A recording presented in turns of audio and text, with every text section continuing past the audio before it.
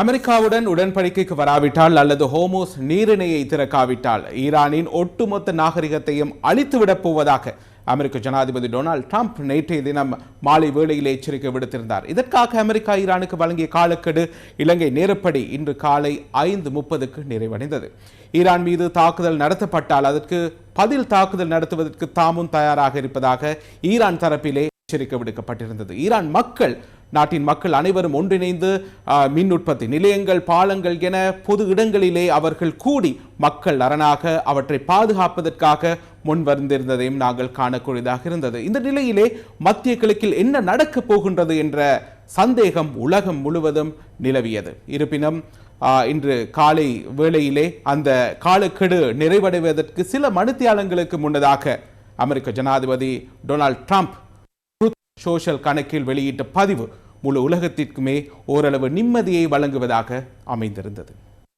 ட்ரம்பின் truth சமூக வலைதள பதிவில் இவ்வாறு குறிப்பிடப்பட்டுள்ளது. மேற்கோள் ஆரம்பம். பாகிஸ்தான் பிரதமர் ஷெபாப் ஷரீப் மற்றும் ராணுவ தளபதி ஜெனரல் அசீம் முனீர் ஆகியோருடன் நடத்திய கலந்துரையாடலின் அடிப்படையில் விடுக்கப்பட்ட கோரிக்கை பரிசீலித்து ஈரான் இஸ்லாமிய குடியரசு மீதான தாக்குதலை நிறுத்திக் கொண்டது. ஹோமோஸ் நீரிணையில் கப்பல் போக்குவரத்தை முழுமையாகவும் உடனடியாகவும் மற்றும் பாதுகாப்பாகவும் திறப்பதற்கு ஈரான் உடன்பட்டதை கருத்தில் கொண்டு அடுத்த 2 வாரங்களுக்கு ஈரான் மீது குண்டு வீசுவதையோ அல்லது தாக்குதல் நடத்துவதை நிறுத்த இணக்கம் தெரிவிக்கப்பட்டது. இது ஒரு இருதரப்பு போர் நிறுத்தமாகும். எமது ராணுவ இலக்குகளை நாம் அடைந்து விட்டதனாலேயே இதனை மேற்கொண்டோம். மேற்கோள் நிறைவு. ஈரான் வெளிவிவகார அமைச்சர் அப்பாஸ் அரக்சி புதிய போர் நிறுத்த யோசனையை ஏற்றுக்கொள்வதாக தெரிவித்தார்.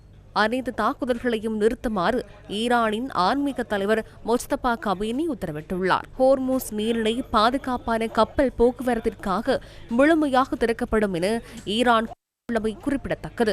புதிய போர் நிறுத்தத்தை ஏற்படுத்துவதற்காக ஈரான் முன்வைத்துள்ள 10 முன்மொழிவுகள் அங்கீகரிக்கப்பட்டவுடன் முழுமையான போர் நிறுத்தத்தை நடைமுறைப்படுத்தவும் ஈரான் இணக்கம் தெரிவித்துள்ளது. ஈராக், லெபனான், ஏமனுக்கு எதிரான போரை முழுமையாக நிறுத்துதல், ஈரானுக்கு எதிரான போரை கால வரையறையின்றி முழுமையாகவும் நிரந்தரமாகவும் நிறுத்துதல், ஹோர்மூஸ் நீரிணையை மீண்டும் திறத்தல் மற்றும் ஈரானின் புனரமைப்பு செலவுகளுக்கான இழப்பீடுகளை வழங்குதல் என்பன அவற்றில் சிலவாகும். போர் நிறுத்தத்தை ஏற்படுத்துவதற்கு நேரடியாக பங்களித்த பாகிஸ்தான் பிரதமர் ஷெபாப் ஷெரீப் இந்த போர் நிறுத்த உடன்படிக்கையை உறுதிப்படுத்தியதுடன் புதிய போர் நிறுத்தத்தின் கீழ் லெபனான் உள்ளிட்ட அனைத்து நாடுகளின் மீதும் தாக்குதல் நடத்தப்போவதில்லை என சம்பந்தப்பட்ட நாடுகள் இணக்கம் தெரிவித்துள்ளதாக தெரிவித்தார். அத்துடன் அமெரிக்க ஈரானுக்கு இடையிலான அமைதி பேச்சுவார்த்தை ஏப்ரல் மாதம் 10ஆம் தேதி பாகிஸ்தானின் இஸ்லாமாபாத் நகரில் நடைபெறும் என்பதையும் பாகிஸ்தான் பிரதமர் உறுதிப்படுத்தியுள்ளார். போர் நிறுத்தம் குறித்து கருத்து இஸ்ரேல் போர் நிறுத்த உடன்படிக்கைக்கு அமைய தாமும் ஈரான் மீது தாக்குதல் நடத்தப்போவதில்லை என கூறியுள்ளது. எனினும் லெபனானை இலக்கு வைத்து தொடர்ந்தும் தாக்குதல்களை முன்னெடுப்பதாக இஸ்ரேல் கூறியுள்ளது.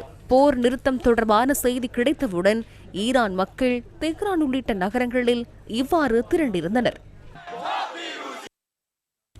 மத்திய கிழக்கு போர் தற்காலிகமாக முடிவுக்கு வந்துள்ள நிலையில் அது உலக சந்தையில் மசகு எண்ணெய் விலையிலும் வலிமை போன்ற தாக்கத்தை ஏற்படுத்தி இருக்கின்றது. குறிப்பாக மசகு எண்ணெயின் விலை 13.6% குறைவடைந்து இன்று ஒரு பீப்பாயின் விலை $94.50 பதிவாகியிருந்தது. அதேபோன்று WTI மசகு எண்ணெய் விலையும் சுமார் 14.3% வீழ்ச்சி அடைந்து $96.80 அதன் விலை காணப்பட்டது. ஹோமோஸ் நீரிணை மீண்டும் திறக்கப்படுகின்றதற்கான ஆயத்தம் இடம்பெற்று வருகின்ற நிலையில் தான் உலக சந்தையிலே மசகு எண்ணெய் விலை இவ்வாறு குறைவடைவதற்கான காரணம் என பொருளாதார ஆய்வாளர்கள் தெரிவித்திருக்கின்றார்கள். இவ்வாறு போர் நிறுத்தம் செய்யப்பட்டவுடன் ஆசிய பங்குச் சந்தைகள் குறிப்பிடத்தக்க வளர்ச்சியை இன்றைய தினம் பதிவு செய்திருந்தன. குறிப்பாக ஜப்பானின் நிக்கை சுட்டென் 4%, ஆஸ்திரேலியாவின் ASX 200 சுட்டென் 3% உயர்வடைந்ததையும் நாங்கள் காணக்கூடியதாக இருந்தது. அதே நேரத்திலே ஈரானும் அமெரிக்காவும் இவ்வாறு போர் நிறுத்தத்திற்கு இணக்கம் தெரிவித்த நிலையில் ஈராக் தமது வான்பரப்பை மீண்டும் திறந்து விட்டிருக்கின்றது. அதே நேரத்திலே இந்த போர் நிறுத்தம் ஏற்பட்டதன் பின்னர் உலகிலே எல்லாமே சரியாகிவிடும் என ஒருவர் நினைக்கலாம். ஆனால் உண்மையாக அவ்வாறு இடம்பெறுமா? மசகு எண்ணெய் விலை ஏற்கனவே இருந்த அந்த பழைய நிலைக்கு மீண்டும் வருமா? இதுதான் தற்போது இருக்கக்கூடிய கேள்வியாக இருக்கின்றது. உலக சந்தையில் மசகு எண்ணெயின் விலை வீழ்ச்சியடைந்துள்ள போதிலும் யுத்தம் ஆரம்பமாவதற்கு முன்னர் ஒரு பீப்பாய் மசகு எண்ணெய்க்கு $70 என காணப்பட்ட மட்டத்தை விடவும் அதிக விலையிலேயே தற்போது காணப்படுகின்றது. பிராந்தியத்தின் எண்ணெய் விநியோக கட்டமைப்புக்கு ஏற்பட்டுள்ள சேதங்களை மறுசீரமைப்பதற்கு சில மாதங்கள் அல்லது சில வருடங்கள் செல்லும் என்பதனால் விலை ஸ்திரத்தன்மை அடைய இன்னும் சில காலம் செல்லும் என ஜப்பான் எரிசக்தி நிறுவனம் சுட்டிக்காட்டியுள்ளது. கடந்த சில நாட்களாக இடம்பெற்ற கடுமையான யுத்தத்தினால் மத்திய கிழக்கு பிராந்தியத்தின் மிக முக்கியமான பல எண்ணெய் மற்றும் எரிசக்தி நிலையங்கள் மீது நடத்தப்பட்ட தாக்குதல்களின் தாக்கம் இன்னும் தொடர்வதே இதற்கு பிரதான காரணமாகும். ஐக்கிய அரபு ராச்சியத்தில் உள்ள உலகின் பாரிய சுத்திகரிப்பு நிலையங்களில் ஒன்றான ரோய்ஸ் சுத்திகரிப்பு நிலையத்தின் மீது வான் பாதுகாப்பு அமைப்பினால் அளிக்கப்பட்ட ஏவுகணைகளின் சிதைவுகள் விழுந்தமையினால் ஏப்ரல் 5ஆம் தேதி பாரிய தீ விபத்து ஏற்பட்டது. சவுதி அரேபியாவின் பாரிய சுத்திகரிப்பு நிலையமான ராஸ் தனுரா நிலையத்தின் மீது யுத்தத்தின் ஆரம்ப நாட்களில் நடத்தப்பட்ட ட்ரோன் தாக்குதலால் அதன் பணிகள் தற்காலிகமாக நிறுத்தப்பட்டன. அதன்போது அந்நாட்டின் சாம்ரேப் சுத்திகரிப்பு நிலையத்தின் மீதும் கடந்த மார்ச் 19ஆம் தேதி ட்ரோன் தாக்குதல் நடத்தப்பட்டது. பஹ்ரைனின் பாப்கோ சுத்திகரிப்பும் கடந்த மாதம் மேற்கொள்ளப்பட்ட தாக்குதலால் கடுமையாக சேதமடைந்ததுடன் அதன் செயற்பாடுகள் முடங்கியிருந்தன.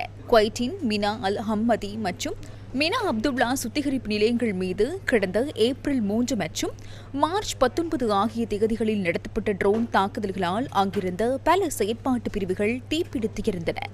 குவைட் தேசிய எண்ணெய் நிறுவனத்தின் தலைமையகமும் மத்திய கிழக்கு போரின் போது தாக்குதலுக்கு உள்ளானது. ஈராக்கின் அர்பில் நகரில் உள்ள லானா சுத்திகரிப்பு நிலையத்தின் ஏற்பட்ட தீ விபத்து காரணமாக அதன் பணிகளும் கடந்த மாதம் முதல் இடைநிறுத்தப்பட்டன. எண்ணெய் சுத்திகரிப்பு நிலையங்களுக்கு மேலதிகமாக பிராந்தியத்தின் முக்கிய இயற்கை எரிவாயு நிலைய உற்பத்திகள் பலவும் யுத்தத்தினால் சேதமடைந்துள்ளன. கட்டார் எனர்ஜி நிறுவனத்தின் சொந்தமான ராஸ் லஃபான் இயற்கை திரவ எரிவாயு நிலையத்தின் மீது ஈரான் ஏவுகணை தாக்குதல்களை நடத்தியது. ஐக்கிய அரபு ராச்சியத்தின் மிகப்பெரிய இயற்கை எரிவாயு சுத்திகரிப்பு நிலையமான ஹப்ஷா நிலையம் மீதான தாக்குதலை தொடர்ந்து அதன் செயற்பாடுகள் தற்காலிகமாக நிறுத்தப்பட்டன. ஷா சமையல் எரிவாயு வயல் ட்ரோனின் தாக்குதல்களால் சேதமடைந்தது. ஈரானின் பாரிய சமையல் எரிவாயு வயல்களில் ஒன்றான சவுத் பர்ஸ் நிலையத்தின் மீது கடந்த மார்ச் 18ஆம் தேதி இஸ்ரேல் தாக்குதல் நடத்தியது. அண்மையில் இஸ்பஹான் பகுதியில் அமைந்துள்ள எரிவாயு ஒழுங்குமுறை நிலையம் ஒன்றும் அமெரிக்க இஸ்ரேல் தாக்குதல்களுக்கு இலக்காக அமைந்தது. எரிவாயு நிலையங்கள் செயலிழந்துள்ளமையினால் உலகின் பல நாடுகளின் மின் உற்பத்தி மற்றும் தொழிற்சாலைகளுக்கு தேவையான எரிபொருளை பெற்றுக்கொள்வது எதிர்வரும் காலங்களில் கடினமானதாக அமையும் என பொருளாதார நிபுணர்கள் எச்சரிக்கின்றனர். எரிசக்தி சுத்திகரிப்பு நிலையங்களுக்கு மேலதிகமாக மத்திய கிழக்கு பிராந்தியத்தின் முக்கிய எண்ணெய் வயல்களின் இலக்கு வைத்தும் பல தாக்குதல்கள் நடத்தப்பட்டன. ஈராக்கின் தெற்கு பகுதியில் உள்ள மஜ்னூன் எண்ணெய் வயல் மற்றும் ஒரு நாளைக்கு 1 மில்லியன் பீப்பாய் எண்ணெயை உற்பத்தி செய்யும் சவுதி அரேபியாவின் கிழக்கு பகுதியில் உள்ள ஷைபா எண்ணெய் வயலை இலக்கு வைத்து பல தடவைகள் தாக்குதல்கள் நடத்தப்பட்டன. எண்ணெய் வயல்கள் மற்றும் எரிசக்தி நிலையங்கள் மீதான தாக்குதல்களால் பாதிக்கப்பட்ட விநியோக சங்கிலிகளை வழமையை கொண்டு வருவது மிகவும் பாரிய சவாலாக அமைந்துள்ளது. யுத்தத்துக்கு மத்தியில் ஈரானில் உள்ள புஷேகா அணுமின் நிலைய வளாகத்தின் மீதும் தாக்குதல் நடத்தப்பட்டது. ஆரம்பகட்ட மதிப்பீடுகளின் பிரகாரம் அணுமின் நிலையத்தின் எந்த ஒரு பகுதிக்கும் அல்லது அதன் செயற்பாடுகளுக்கும் பாதிப்பு ஏற்படவில்லை என ஈரான் அதிகாரிகள் தெரிவித்தனர். எரிசக்தி துறைக்கு மேலதிகமாக மத்திய கிழக்கு பிராந்தியத்தின் முன்னணி அலுமினியம் மற்றும் உருக்கு உற்பத்தி நிலையங்கள் பலவும் ஈரானின் தாக்குதல்களால் கடும் சேதங்களுக்கு உள்ளாகின. அபுதாபியின் கலிஃபா துறைமுக தொழில்துறை வலயத்தில் உள்ள அல் தபீலா அலுமினிய நிலையம் மற்றும் பஹ்ரைனில் உள்ள அல்பா அலுமினியம் தொழிற்சாலை என்பன ஈரானின் தாக்குதல்களால் சேதமடைந்தன. ஈரானின் முபாரக் உருக்கு நிறுவனத்துக்கு சொந்தமான தொழிற்சாலையின் பிரதான அலகுகள் பல தாக்குதல்களால் அழிவடைந்ததால் அதன் உற்பத்தி நடவடிக்கைகள் முற்றாக நிறுத்தப்பட்டுள்ளன. இதன் பிரகாரம் உலோக உற்பத்தி நிலையங்கள் செயலிழந்துள்ளமை உலகின் கட்டுமான மற்றும் உற்பத்தி துறைகளில் பெரும் தாக்கத்தை ஏற்படுத்தும் என கருதப்படுகின்றது. ஹோர்மூஸ் நீரிணையில் கடற்போக்குவரத்து இணைய முக்கிய துறைமுகங்கள் மற்றும் ஏற்றுமதி முனையங்களில் இலக்கு வைத்து நடத்தப்பட்ட தாக்குதல்களால் உலகளாவிய வர்த்தகத்துக்கும் கடும் தடைகள் ஏற்பட்டுள்ளன. ட்ரோன் தாக்குதல்களினால் மூடப்பட்டிருந்த ஜோஹார் துறைமுகம் மற்றும் மினா அல் பஹல் ஏற்றுமதி முனையம் என்பன தற்போது மீண்டும் செயற்பாடுகளை ஆரம்பித்துள்ள போதிலும் தாக்குதலுக்கு பிறகு சலாலா துறைமுகத்தின் பணிகள் இன்னும் இடைநிறுத்தப்பட்டுள்ளன. பஹ்ரைனின் கலிஃபா பின் சல்மான் துறைமுகத்தின் பணிகளும் மோதல்களால் கடந்த மார்ச் 12ஆம் தேதி முதல் இடைநிறுத்தப்பட்டன. ஹோர்மூஸ் நீரிணைக்கு அருகிலுள்ள பண்டார் அஃபாஸ் நகரில் உள்ள ஷாசீத் ஹகானி துறைமுகத்தின் மீது அமெரிக்காவும் இஸ்ரேலும் தாக்குதல்களை நடத்தியதாக ஈரான் ஊடகங்கள் செய்தி வெளியிட்டுள்ளன. இந்த துறைமுக கட்டமைப்புகளை வழமைக்கு கொண்டு வருவது போர் நிறுத்தத்தின் பின்னர் பிராந்திய பொருளாதாரத்தை மீண்டும் கட்டியெழுப்புவதில் மிக முக்கியமானதாகும்.